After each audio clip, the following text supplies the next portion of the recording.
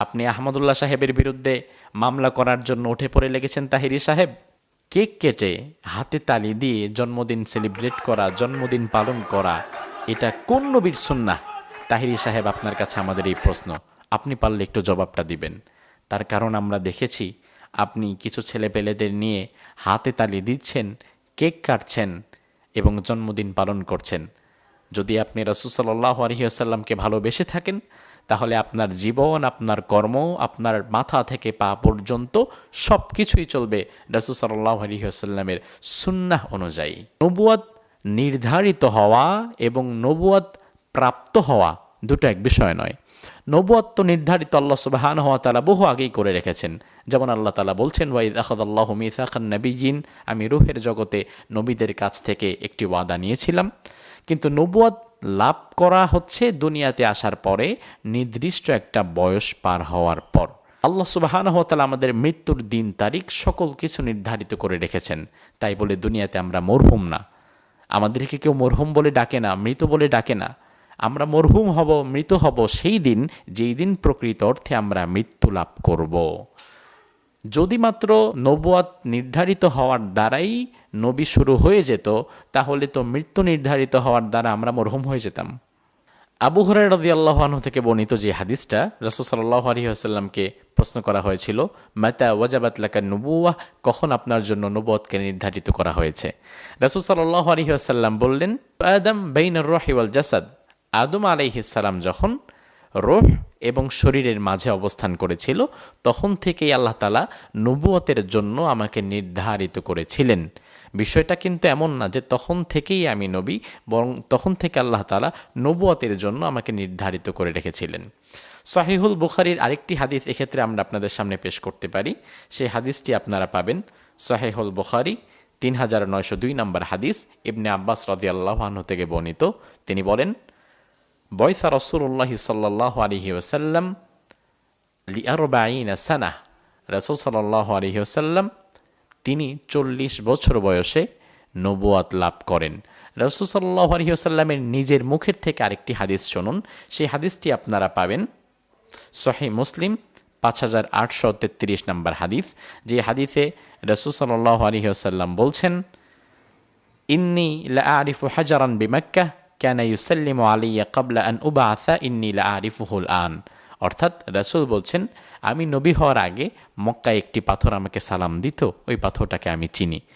তো দেখুন, আব্বাস রাদিয়াল্লাহু আনহু, ইবনে আব্বাস থেকে এই হাদিস এবং রাসূল সাল্লাল্লাহু আলাইহি ওয়াসাল্লামের নিজের মুখের এই দুটি হাদিস, বুখারী মুসলিমের এই দুটি হাদিসকে যদি আপনি এক করেন, তাহলে দেখবেন যে রাসূল সাল্লাল্লাহু আলাইহি ওয়াসাল্লাম নিজেই বলছেন যে আমি নবুয়ত প্রাপ্তর নবী হওয়ার পূর্বে একটি পাথর আমাকে সালাম দিত মক্কায়, আমি পাথরটাকে এখনও চিনি। আহমদুল্লাহ সাহেবের একটি বক্তব্যকে কেন্দ্র করে গিয়াসউদ্দিন তাহিরি সাহেব তিনি একটি আলটিমেটাম দিয়েছিলেন, 48 ঘন্টার আলটিমেটাম। সেই বক্তব্যের খণ্ডিত অংশটি ইতোমধ্যে ইউটিউবে এবং ফেসবুকে আপনাদের সামনে পড়েছে, যেখানে শায়েখ আহমদুল্লাহ তিনি বলছেন যে রাসূল সাল্লাল্লাহু আলাইহি ওয়াসাল্লাম 40 বছর বয়সে নবুয়ত প্রাপ্ত হয়েছেন। আচ্ছা সুপ্রিয় দর্শক, এই কথার মাঝে কি আদৌ কি কোনো ভুল আছে বলে আপনার মনে হয়? কারণ আমরা কিন্তু এটাই জানি, এটাই বলি এবং এটাই শুনে এসেছি যে রাসূল সাল্লাল্লাহু আলাইহি ওয়াসাল্লাম 40 বছর বয়সে তিনি গারে হেরায় গিয়েছেন।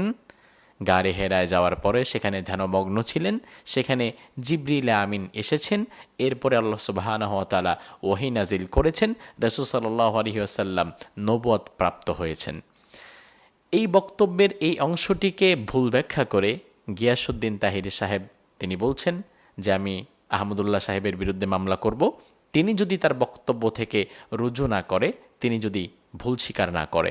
এক্ষেত্রে গিয়াসউদ্দিন তাহিরি সাহেবের বক্তব্য হচ্ছে রাসূল সাল্লাল্লাহু আলাইহি ওয়াসাল্লাম 40 বছর বয়সে নবুয়ত প্রাপ্ত হননি, বরং তিনি পূর্ব থেকেই নবী। আসুন এই বিষয়ে যদিও পূর্বে আমরা বিস্তারিত আলোচনা করেছি, কোরআন এবং সুন্নাহর একাধিক দলিল আপনাদের সামনে আমরা পেশ করেছি, তবু আজকে আমরা সংক্ষিপ্ত আকারে কিছু কথা আপনাদের সামনে তুলে ধরতে চাই কোরআন এবং সুন্নাহ থেকে। প্রথম কথা হচ্ছে, আল্লাহ সুবহানাহু ওয়া তাআলা কোরআনুল কারীমে নবীদের ব্যাপারে বলছেন, ওয়াইদ আখাযাল্লাহু মিসাকান নাবিয়্যিন, আমি আল্লাহ সুবহানাহু ওয়া তাআলা দুনিয়ার নবী এবং রাসূলদের কাছ থেকে একটি সাক্ষ্য গ্রহণ করেছিলাম। এই সাক্ষ্য আল্লাহ তাআলা কখন গ্রহণ করেছিলেন? এটা কি দুনিয়াতে আসার পরে? না। মুফাসসিরিনে কেরাম এই আয়াতের এই অংশটুকুর ব্যাখ্যায় বলেছেন, আল্লাহ সুবহানাহু ওয়া তাআলা এই সাক্ষ্যটা গ্রহণ করেছেন রূহের জগতে। দেখুন, রূহের জগতে নবীদের কাছ থেকে আল্লাহ তাআলা একটি সাক্ষ্য গ্রহণ করেছিলেন। তার মানে হচ্ছে দুনিয়াতে আসার পরে কে কে কোন গোত্রের নবী হবেন, এই নবুয়তের এই মানুষগুলোকে আল্লাহ সুবহানাহু ওয়া তাআলা দুনিয়াতে পাঠাবার পূর্বেই সিলেক্টেড করে রেখেছিলেন। এই অর্থে কিন্তু রাসূল সাল্লাল্লাহু আলাইহি ওয়াসাল্লাম তিনি পূর্ব থেকেই নবী। তবে রাসূল পূর্ব থেকেই নবুয়ত প্রাপ্ত নয়, তিনি মূলত পূর্ব থেকেই নবুয়তির এই কাজের জন্য মনোনীত। ভালো করে বুঝবেন, নবুয়ত প্রাপ্ত হওয়া আর নবুয়তের জন্য মনোনীত হওয়া এক বিষয় নয়। যেমন ধরুন, আল্লাহ সুবহানাহু ওয়া তাআলা ইসহাক আলাইহিস সালামের জন্মের পূর্বেই বলেছিলেন, ওয়াবাশশারনাহু বিইসহাক নাবিয়্যাম মিনাস সালিহিন। ইব্রাহিম আলাইহিস সালামকে আল্লাহ বলছেন যে আমি তোমাকে একজন সন্তান দান করব, যার নাম ইসহাক, সে নবী হবে, সালেহ হবে। তো ইসহাক নবীর কিন্তু জন্মের পূর্বেই আল্লাহ বলছেন যে একজন সন্তান আমি তোমাকে দেব যে নবী হবে। তো ইসহাক আলাইহিস সালামের তো তখন তো জন্মই হন নাই, তাই তখনও কি তিনি নবী? আসলে না। মূলত আল্লাহ তাআলা পূর্বেই এই নবুয়তের এই কাজের জন্য তাদেরকে মনোনীত করেছিলেন, সিলেক্টেড করে রেখেছিলেন। একটা বিষয় দেখুন, কোনো কাজের জন্য কোনো বিষয় নির্ধারিত করা এবং ওই কাজে তাকে নিয়োগ দেওয়া এটা এক বিষয় না। যেমন ধরুন, আমরা দুনিয়াতে এখন যারা আমরা আছি, আমরা মরে যাব। আমরা কবে মারা যাব, আমাদের মৃত্যুর দিন তারিখ আমরা জানি না, কিন্তু আল্লাহ সুবহানাহু ওয়া তাআলা কিন্তু এটা জানে, এবং আল্লাহ তাআলা আমাদের প্রত্যেকের মৃত্যুর দিন তারিখ কিন্তু আল্লাহ নির্ধারিত করে রেখেছে। তো এখন দুনিয়াতে আমরা এখনো মারা যাইনি, এই মুহূর্তে কেউ এসে তো আমাকে মরহুম ইয়াহিয়া তাকি বলছে না, আপনাকে মরহুম তাহেরি বলছে না, মরহুম শেখ আহমদুল্লাহ বলছে না, বরং মরহুম বলা হবে কখন? যখন আমরা মৃত্যু লাভ করব, তারপরেই কিন্তু মরহুম।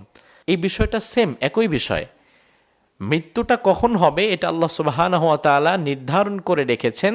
নির্ধারণ করা মানেই এই না যে আমি দুনিয়াতে মরহুম হয়ে গেলাম, আমি যখন মৃত্যু লাভ করব এরপরে আমি মরহুম।